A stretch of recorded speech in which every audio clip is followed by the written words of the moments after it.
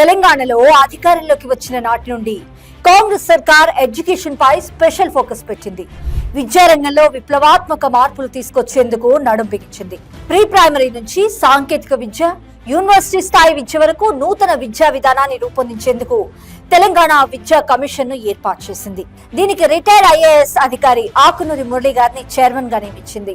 ఈ కమిషన్ రాష్ట్రంలోని విద్యా సంస్థలను క్షుణ్ణంగా స్టడీ చేసి ఒక రిపోర్టు సమర్పించింది. ఈ రిపోర్ట్ ఆధారంగా గౌరవ సీఎం శ్రీ రేవంత్ రెడ్డి గారు విద్యా వ్యవస్థలో ప్రక్షాళన మొదలుపెట్టారు. ఈ ఏడాది బడ్జెట్ లో విద్యారంగానికి 23,108 కోట్ల రూపాయలను ప్రభుత్వం కేటాయించింది. గత ఏడాది బడ్జెట్ తో పోలిస్తే ఈసారి విద్యారంగానికి 1,816 కోట్లు ఎక్కువగా కేటాయింపులు చేశారు. ఎస్సీ, ఎస్టీ, బీసీ, మైనార్టీలు, ఇతర సామాజిక వర్గాల విద్యార్థులందరికీ ఒకే ఆవరణలో అంతర్జాతీయ ప్రమాణాలతో కూడిన నాణ్యమైన విద్యను అందించేందుకు ఇంటిగ్రేటెడ్ రెసిడెన్షియల్ స్కూల్స్ ని ఏర్పాటు చేస్తున్నారు. మొత్తంగా 105 పాఠశాలల నిర్మాణానికి 21,000 కోట్లు ఖర్చు చేయాలని ప్రభుత్వం లక్ష్యంగా పెట్టుకుంది. 55 నియోజకవర్గాల్లో 11,000 కోట్లతో పాఠశాలల నిర్మాణానికి అనుమతి కూడా ఇచ్చింది.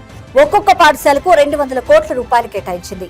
2024 అక్టోబర్లో 28 నియోజకవర్గాల్లో ఈ పాఠశాలలకు శంకుస్థాపన చేశారు. ప్రభుత్వ బడుల్లో, ప్రభుత్వ జూనియర్ కాలేజీల్లో ఖాళీగా ఉన్న ఉపాధ్యాయ, అధ్యాపక పోస్టులను భర్తీ చేసింది. ఓపెనింగ్ రోజునే గవర్నమెంట్ స్కూల్స్ విద్యార్థులకు textbooks, notebooks, uniforms అందజేసింది. విద్యార్థులకు ఎటువంటి లోటుపాట్లు లేకుండా చూసి అకాడమిక్ ఇయర్ పూర్తిగా సాఫీగా సాగేలాగా అన్ని ఏర్పాట్లు ఘనంగా చేసింది. విద్యారంగంపై గౌరవ సీఎం శ్రీ రేవంత్ రెడ్డి గారు ఎప్పటికప్పుడు నిరంతరం పర్యవేక్షిస్తున్నారు. 10th క్లాస్ పాస్ అయిన ప్రతి ఒక్క విద్యార్థి తప్పనిసరిగా ఇంటర్మీడియట్ పూర్తి చేసేలాగా చూడాలని అధికారులకు దిశానిర్దేశం చేశారు.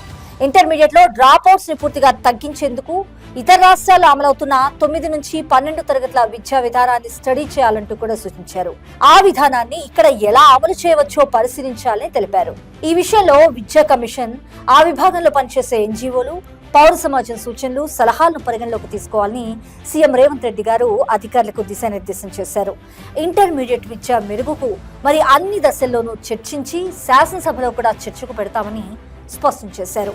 Young India integrated residential schools నమూనాలను గౌరవ సీఎం శ్రీ రేవంత్ రెడ్డి గారు స్వయంగా పరిశీలించారు.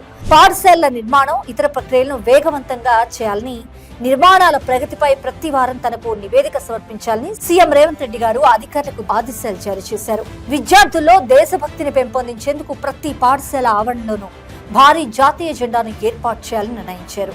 ప్రతి నియోజకవర్గంలోనూ బాయ్స్ కొకటి, గర్ల్స్ కొకటి యంగ్ ఇండియా రెసిడెన్షియల్ స్కూల్స్ నిర్మాణాలను చేపట్టాలని డిసైడ్ అయ్యారు. ఇప్పటికే ఒక్కొక్క పాఠశాలకు సంబంధించి స్థల సేకరణ పూర్తయినందున 2వ పాఠశాలకు సంబంధించిన స్థల గుర్తింపు, సేకరణ ప్రక్రియపై దృష్టి సారించాలని సీఎం రేవంత్ రెడ్డి గారు అధికారులకు దిశానిర్దేశం చేశారు. వీరనారి చాకలి ఐలమ్మ మహిళా విశ్వవిద్యాలయ నిర్మాణ నమూనాను గౌరవ సీఎం శ్రీ రేవంత్ రెడ్డి గారు స్వయంగా పరిశీలించారు. సాధ్యమైనంత త్వరగా టెండర్ల ప్రక్రియను పూర్తి చేయాలని అధికారులకు ఆదేశాలు జారీ చేశారు. రాష్ట్ర ఆవిర్భావం తర్వాత 2023 వరకు ఏర్పాటైన 18 ప్రభుత్వ జూనియర్ కాలేజీల్లో 273 లెక్చరర్ పోస్టులకు తెలంగాణ కాంగ్రెస్ సర్కార్ ఎట్టకేలకు గ్రీన్ సిగ్నల్ ఇచ్చింది. ప్రభుత్వ కాలేజీల అన్నింటిలోనూ ఉచిత ఇంటర్నెట్ సౌకర్యంతో పాటు టీవీలు మంజూరు చేసేందుకు నిర్ణయించింది. ఇలా విద్యారంగంలో సమూల మార్పులు తీసుకొచ్చి విద్యార్థుల భవిష్యత్తుకు తెలంగాణ కాంగ్రెస్ సర్కార్ బంగారు బాటలు వేస్తుంది. ప్రతి స్టూడెంట్ కు ఉచిత నాణ్యమైన విద్యతో పాటు వారి స్కిల్స్ ని పెంచి జీవితంలో నిలదొక్కునేలా తీర్చిదిద్దుతోంది.